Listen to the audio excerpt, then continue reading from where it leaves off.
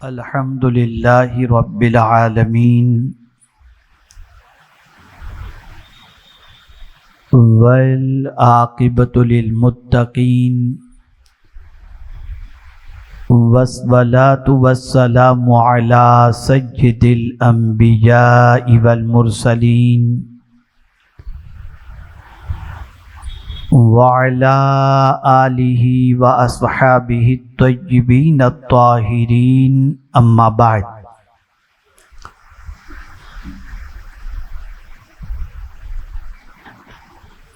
فاعوذ باللہ من الشیطان الرجیم بسم اللہ الرحمن الرحیم یقول الانسان یومئذ این المفر صدق اللہ العظیم۔ قابل قدر علماء ذوی الاحترام، حاضرین و ناظرین، السلام علیکم ورحمۃ اللہ وبرکاتہ۔ میرے پیارے آقا صلی اللہ تعالی علیہ وسلم کے پیارے دیوانوں، جس آیہ کریمہ کی تلاوت کا میں نے شرف حاصل کیا،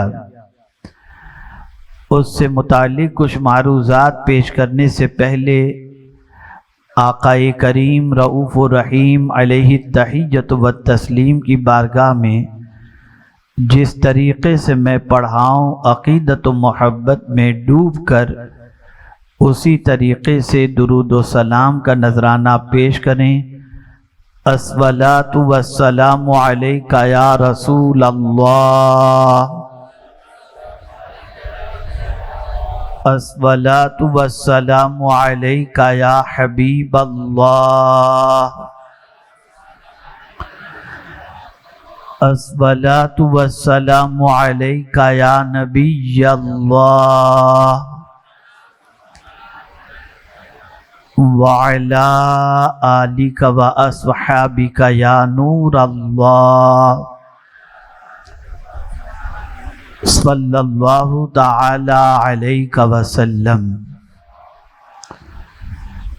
میرے پیارے آقا صلی اللہ تعالی علیہ وسلم کے پیارے دیوانوں، ہم اور آپ اس وقت دارالعلوم اشرفیہ رزاقیہ کے جشن دستار حفظ میں شریک ہیں۔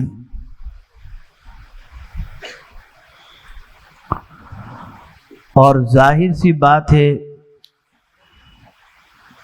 کہ جن بچوں کی دستار بندی ابھی ہوئی،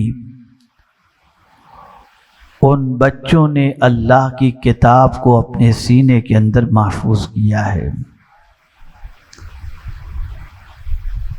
وہ کتاب جو سب سے سیدھا راستہ دکھانے والی کتاب ہے، وہ کتاب جو صرف زمین کے اوپر کی پریشانیوں کو دور نہیں کرتی، بلکہ قرآن زمین کے اوپر، زمین کے اندر اور میدان محشر، بلکہ دنیا اور آخرت کی ساری تکلیفوں کو دور کرنے والی اللہ کی عظیم ترین کتاب ہے۔ میرے پیارے آقا صلی اللہ تعالی علیہ وسلم کے پیارے دیوانوں، میں بھی بہت تھکا ہوا ہوں، مسلسل سفر اور وقت بھی زیادہ ہو چکا۔ جتنی بھی تکلیفیں کہیں کی بھی ہوں، زمین کے اوپر کی ہوں یا زمین کے اندر کی ہوں یا میدان محشر کی ہوں، ہر جگہ کی پریشانی کو دور کرنے والی یہ کتاب ہے۔ اس کتاب کو پڑھنے والا بندہ، اس کتاب کو یاد کرنے والا بندہ، اس کتاب کو پڑھانے والا بندہ اللہ کے نزدیک بہت عزت والا اور بہت قدر و قیمت والا ہے۔ بڑے افسوس کے ساتھ مجھے یہ کہنا پڑ رہا ہے کہ اتنا بڑا مجمع یہاں پر موجود ہے، لیکن اتنے بڑے مجمع میں سے 70% ایسے لوگ ہوں گے غالباً جنہیں قرآن صحیح طور پر پڑھنا نہیں آتا ہوگا، اور میکزیمم مسلمان ایسے ہیں کہ جنہیں اس بات کی بھی فکر نہیں ہے کہ میرے بچے کو قرآن پڑھنا آتا ہے یا نہیں آتا، اسے سکھانا چاہیے یا نہیں سکھانا چاہیے۔ ہم کس چیز کی کوشش کرتے ہیں؟ ایسی تعلیم دلاؤ اپنے بچے کو جس تعلیم کی بنیاد پر بچے کا مستقبل تابناک ہو جائے، بچے کی ارننگ اچھی ہو، لاکھوں میں کما کے ہمیں لا کر کے دے۔ میں منع نہیں کرتا کہ آپ دنیا کی تعلیم سے اپنے بچے کو کورا رکھیں، بلکہ میں کہوں گا بلکہ آپ جانتے ہیں کہ سنی دعوت اسلامی کا اسکول ہیرا انگلش اسکول کی شکل میں آپ ہی کے قریب کے علاقے مہاپولی کے اندر موجود ہے، اور آپ میں سے بہت سو کے بچے وہاں زیر تعلیم ہیں۔ میں دنیاوی تعلیم سے نہیں روک رہا، لیکن آپ دنیاوی تعلیم کیوں دلاتے ہیں؟ آپ اپنے بچے کے لیے دکان کیوں بناتے ہیں؟ آپ اپنے بچے کے لیے مستقبل کا انتظام کیوں کرتے ہیں؟ تو ایک ہی وجہ ہوتی ہے، میرے بچے کا دنیا کے اندر زندگی گزارنے کا طریقہ اتنا اچھا ہو کہ میرے بچے کو دنیا کے اندر کسی قسم کی تکلیف نہ ہو، اتنی تعلیم حاصل کر لے کہ وہ اپنے مستقبل کو تابناک بنا سکے، آرام کی زندگی گزار سکے، زیادہ اس کی ارننگ ہو، عیش کی زندگی گزار سکے۔ ہم اس کے لیے ہر قسم کی کوشش کرتے ہیں اور محنت اور تگودو کرتے ہیں۔ کوئی غلط بات نہیں، آپ ضرور اسے کریں، اس میں کوئی گھبرانے کی بات نہیں ہے۔ میں آپ کو بتاؤں، دنیا کی جتنی بھی تکلیفیں ہیں، ان تکلیفوں کا معاملہ ایسا ہے کہ ان تکلیفوں کا آپ کے پاس کوئی نہ کوئی سولوشن ہوگا۔ مثال کے طور پر گرمی زیادہ ہو رہی ہے تو ایئر کنڈیشن لگا دیں گے، گرمی زیادہ ہو رہی ہے پنکھے کا انتظام کر لیں گے، گرمی زیادہ ہو رہی ہے کولر کا انتظام کر لیں گے۔ آپ کسی نہ کسی طریقے سے دنیا کی زندگی کے اندر اپنی پریشانیوں کے ازالے کی بھرپور کوشش کرتے رہیں گے۔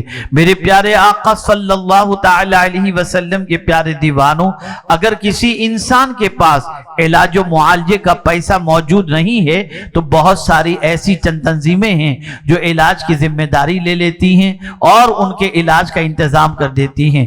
جن بچوں کے پاس تعلیم کے لیے پیسہ موجود نہیں، ایسی بہت ساری تنظیمیں ہیں جو بچوں کے تعلیم کے سلسلے میں محنت و مشقت کرتے ہوئے ان کی تعلیم کا ذمہ اپنے سر پر لے لیتی ہیں۔ اللہ اکبر! آپ اس طرح سے دیکھتے جائیں، دنیا کے ہر پرابلم کا سولوشن آپ کی نگاہوں کے سامنے ہوگا۔ کوئی نہ کوئی کسی نہ کسی طریقے سے مدد کرتا ہوا دکھائی دے گا، کسی نہ کسی طریقے سے سپورٹ کرتا ہوا نظر آئے گا۔ لیکن اللہ اکبر، میں نے جس آیے کریمہ کی تلاوت کا شرف حاصل کیا، اس میں رب قدیر ارشاد فرماتا ہے، یقول الانسان یومئذ این المفر۔ قیامت کے دن لوگ کہیں گے، انسان کہے گا، بھاگ کر کہاں جاؤں؟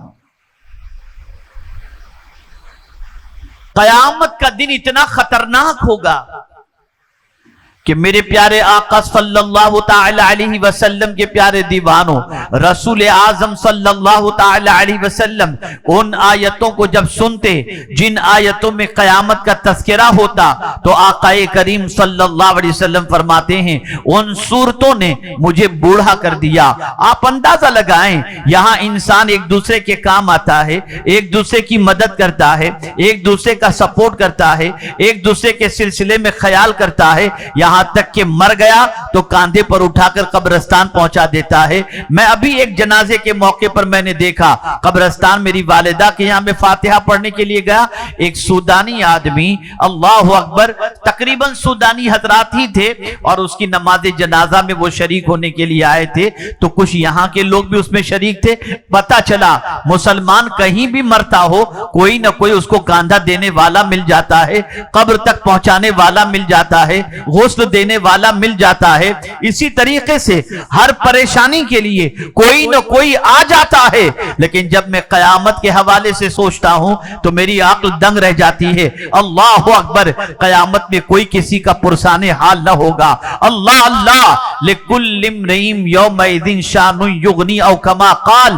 قیامت کے دن سچویشن یہ ہوگی، ہر ایک دوسرے سے بے نیاز ہوگا، کسی کو کسی کی فکر نہیں ہوگی، کوئی ڈوب डूब रहा है, कोई परेशान है, कोई गमों और आलाम के अंदर गिरफ्तार है, अपने पसीने में डूब रहा है, कयामत में कोई किसी को नहीं पूछेगा, न किसी की तरफ तवज्जो देगा। यहां तक कि अल्लाह अज़्ज़ व जल्ल इरशाद फरमाता है, यौम यफिरुल मरउ मिन अखी, भाई भाई से भागेगा, कोई एक दूसरे का पहचान वहां पर नहीं करेगा, कोई एक दूसरे को नहीं पहचानेगा, हर कोई एक दूसरे से भाग रहा होगा।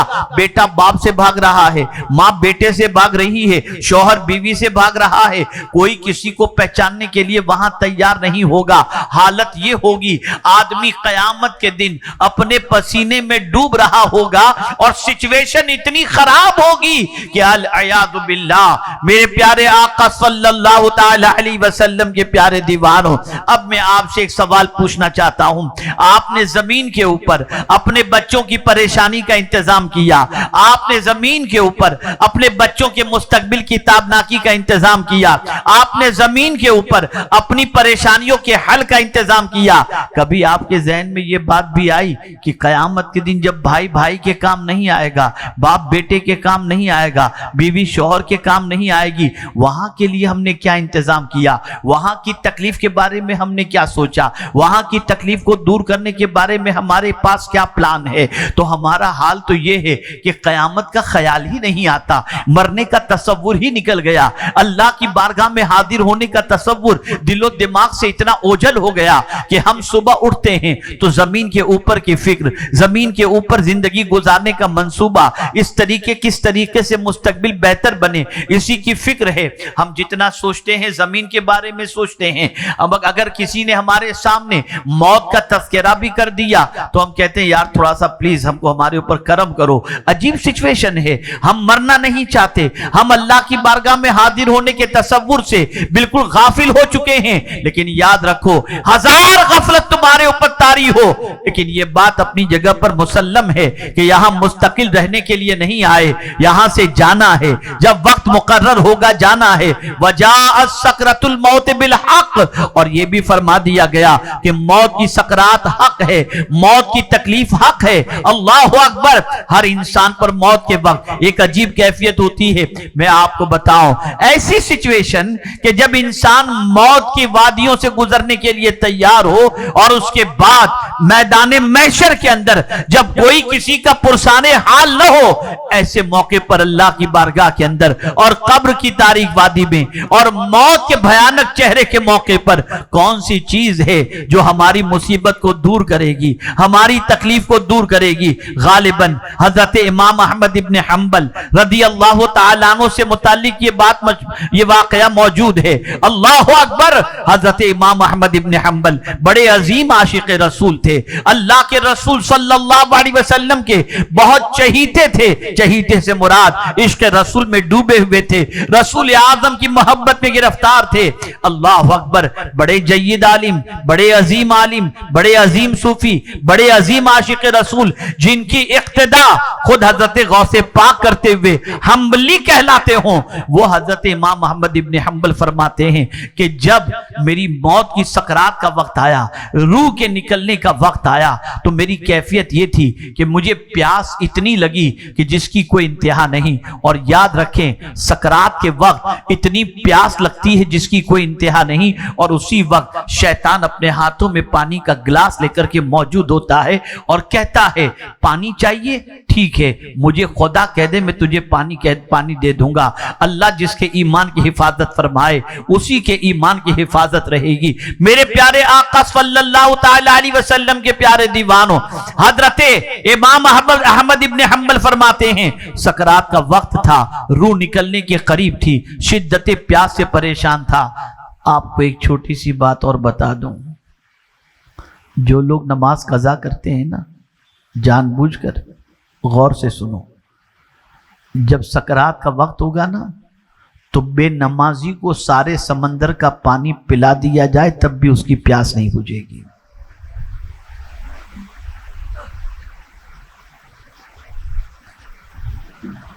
हज़रत इमाम अहमद इब्न हंबल फरमाते हैं प्यास की शिद्दत से मैं इतना परेशान था कि मुझे डर लगने लगा कि कहीं प्यास बुझाने के लिए میں اس کو خدا نہ کہہ بیٹھوں۔ اسی عالم میں تھا کہ کوئی خوبصورت وجیح شکل والا آیا اور پیالہ لے کر، گلاس لے کر کے جو شیطان کھڑا تھا اسے دھکا مارا، اور پھر اس کو دھکا مارنے کے بعد اس نے کچھ اس طرح میری طرف دیکھا کہ خود بخود میری پیاس ختم ہو گئی۔ میں نے پوچھا تو کون ہے؟ توجہ چاہوں گا۔ میں نے پوچھا تو کون ہے کہ اس پیاس کی شدت کے وقت اور سکرات موت کے وقت میری مدد کے لیے آیا؟ تو اس خوبصورت وجیح نے جواب دیا، میں سورہ یاسین ہوں جس کی تو روزانہ تلاوت کیا کرتا۔ تو جہاں مصیبت کے وقت سب ساتھ چھوڑ دیتے ہیں، اللہ کی کتاب مصیبت کے وقت ہمیں کام آتی ہے۔ اے رسول گرامی وقار صلی اللہ تعالی علیہ وسلم کے پیارے دیوانوں، بڑا بھیانک دن ہے قیامت کا۔ اللہ اکبر! قیامت کے تصور سے انسان لرز جاتا ہے۔ آپ قرآن مقدس میں قیامت کے حوالے سے پڑھیے تو آپ کو پتا چلے گا۔ اللہ اکبر! میرے پیارے آقا صلی اللہ تعالی علیہ وسلم کے پیارے دیوانوں، رسول گرامی وقار صلی اللہ علیہ وسلم کے صحابی سیدنا صدیق اکبر رضی اللہ مولا تبارک و تعالی عنہ قیامت کے تصور کو سامنے رکھتے ہوئے ارشاد فرماتے ہیں، کاش میں کوئی چڑیا ہوتا کہ لوگ مجھے کاٹ کر کھا جاتے اور قیامت کے دن مجھے اللہ کی بارگاہ میں حساب دینے کے لیے کھڑے ہونے کی ضرورت نہ پیش آتی۔ یہ قیامت۔ آج سچویشن ایسی ہو گئی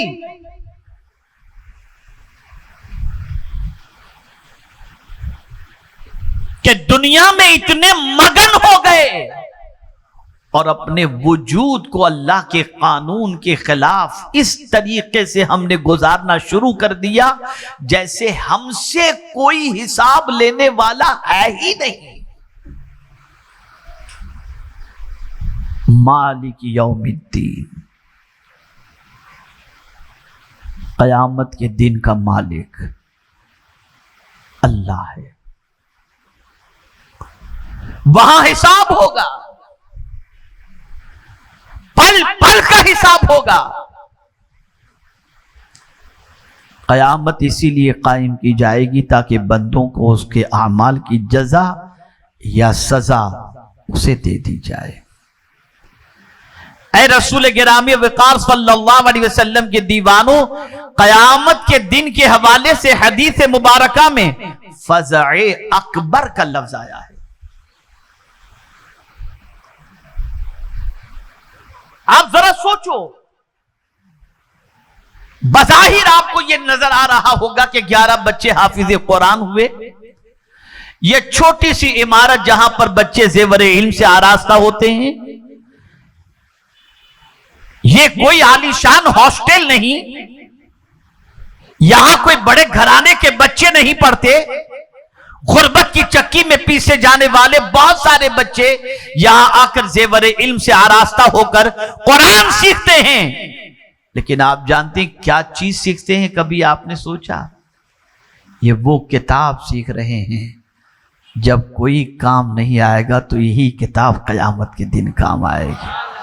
آئیے میں ایک حدیث آپ کی سماعتوں کے حوالے کروں اور پھر میں اپنی گفتگو کو ختم کروں، اس لیے کہ میں زیادہ وقت لینا بھی نہیں چاہتا، تھکا ہوا بھی ہوں، اور ساتھ ہی ساتھ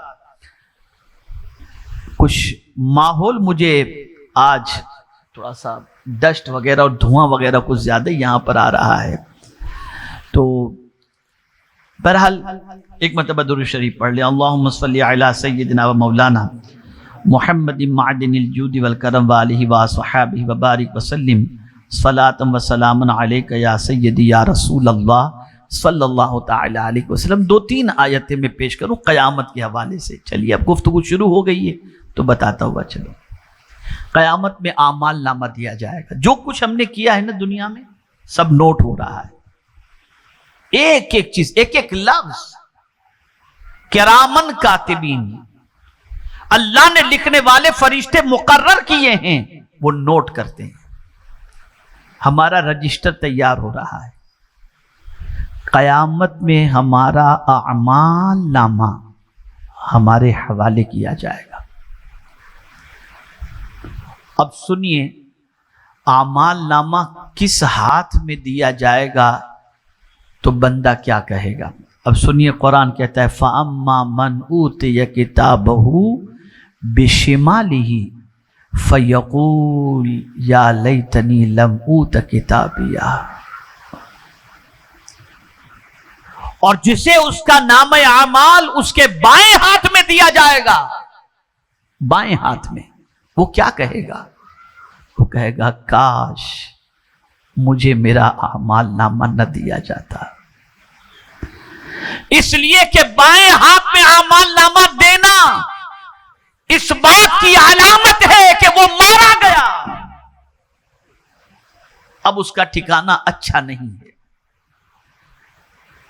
اب اس کا ٹھکانہ اچھا نہیں۔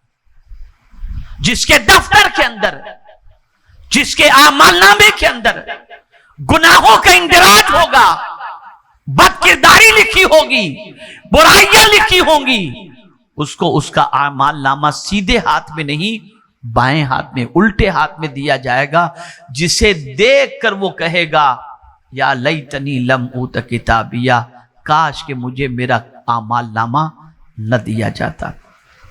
اور آگے کیا کہے گا؟ وَلَمْ أَدْرِ مَا حِسَابِيَهْ، اور میں نہ جانتا میرا حساب کیا ہے۔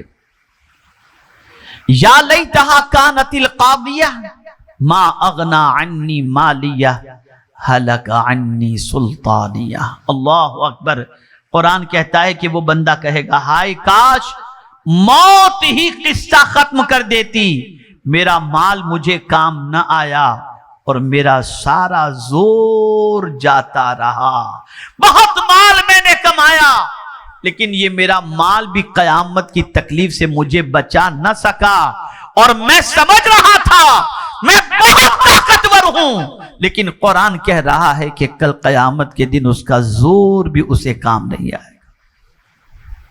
یہ اللہ کی کتاب کہہ رہی ہے۔ میرے پیارے آقا صلی اللہ تعالی علیہ وسلم کے پیارے دیوانوں، ماؤں کا حال کیا ہوگا، عورتوں کا حال کیا ہوگا؟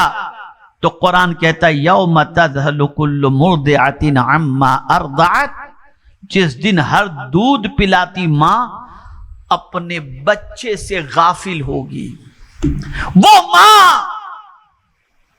جو پیدا ہونے والے بچے کو دودھ پلا کر کے بڑا کرتی ہے، سینے سے چمٹا کر رکھتی ہے، وہ ماں کل بروز قیامت اپنے بچے سے غافل ہوگی، کہاں پڑا ہے، کہاں مرا ہے، کیا حال ہے اسے۔ پھر یہ قیامت کا دن ہوگا، یہ قیامت کا دن۔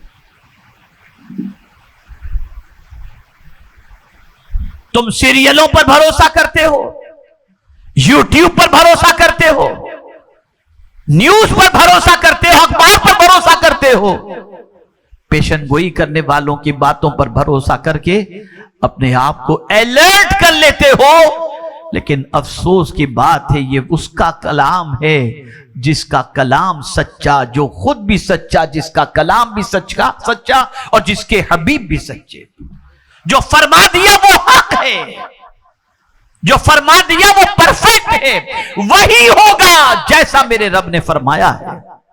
یہ قیامت کی مختصر سچویشن میں نے آپ کے سامنے پیش کی۔ اب آئیے،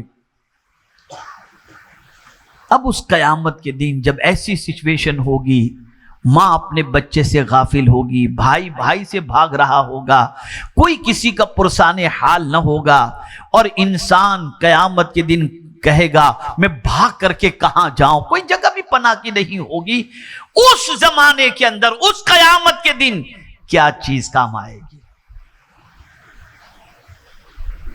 اس قیامت کے دن جہاں کوئی کسی کا پرسان حال نہ ہوگا، کون سی چیز ہے جو قیامت کے دن بندے کی دستگیری کرے گی؟ تو رحمت عالم صلی اللہ علیہ وسلم نے ارشاد فرمایا وہ گھبرانے والا دن جو بڑا گھبراہٹ کا دن ہے، اس گھبراہٹ کے دن کے اندر 3 ایسے لوگ ہوں گے جو اس دن امن کے ساتھ ہوں گے، انہیں کوئی گھبراہٹ نہیں ہوگی، انہیں کوئی گھبراہٹ نہیں ہوگی۔ 3 ایسے اشخاص ہوں گے جنہیں سب سے بڑی گھبراہٹ خوف زدہ نہ کرے گی اور نہ وہ حساب کی گرفت میں ہوں گے۔ یہ 3 اشخاص ہوں گے جو نہ حساب کی گرفت میں ہوں گے، نہ قیامت کے دن یہ گھبراہٹ والے دن سے گھبراتے ہوئے نظر آئیں گے۔ بس سن لیجئے وہ 3 کون ہیں، اور یہ کس نے کہا؟ مدینے کے تاجدار نے فرمایا، رسول رحمت صلی اللہ علیہ وسلم نے فرمایا جن کی ایک نگاہ فرش پر تو دوسری نگاہ عرش پر ہوا کرتی، جو لوح محفوظ پر لکھی ہوئی تقدیر کو پڑھ لیا کرتے۔ یہ رسول اعظم صلی اللہ علیہ وسلم کا فرمان۔ وہ 3 اشخاص کون سے ہیں اسے سماعت فرمائیں۔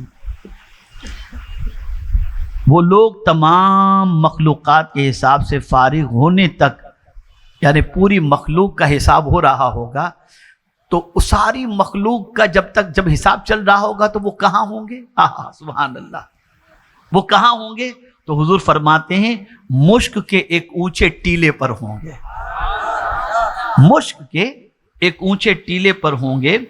ایک وہ شخص جس نے اللہ کی خوشنودی حاصل کرنے کے لیے قرآن پڑھا، جس نے اللہ کی خوشنودی حاصل کرنے کے لیے قرآن پڑھا، تو یہ قرآن پڑھنے والا بندہ قیامت میں جب سب گھبرا رہے ہوں گے تو یہ مشک کے اونچے ٹیلے پر بیٹھا ہوگا۔ اللہ کی خوشنودی کے لیے قرآن، اللہ کی رضا کے لیے قرآن۔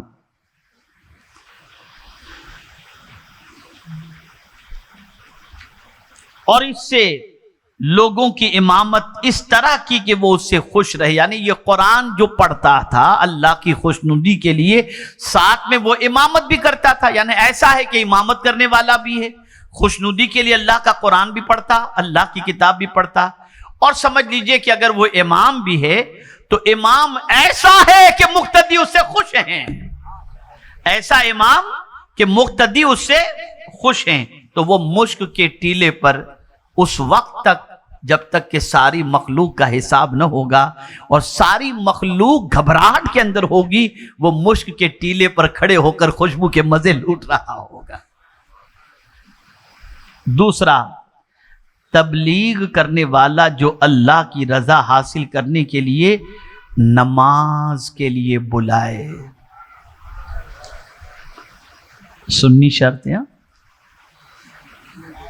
جی، اس کو ذہن میں رکھیں، عاشق رسول ہونا شرط ہے، ایمان کے بغیر کچھ بھی نہیں، ورنہ آپ سوچیں گے کہ وہ سب جو بلاتے ہیں سب نہیں، پہلے عشق، ایمان مقدم ہے۔ کسی کو نماز کے لیے آپ نے بلایا ہے؟ ارے میاں، حال تو یہ ہے کہ اپنے بچوں کو بھی نماز کے لیے آپ تو نہیں بلاتے، دوسروں کو تو چھوڑیے۔ لیکن اگر کوئی شخص نماز کا پابند بھی ہے اور نماز کے لیے لوگوں کو بلا رہا ہے تو قیامت کے دن مولا اسے مشک کے ٹیلے پر جگہ عطا فرمائے گا، اور وہ بندہ اس گھبراہٹ والے دن میں بھی مطمئن اور پرسکون ہوگا۔ یہ دوسرا شخص۔ اور تیسرا شخص،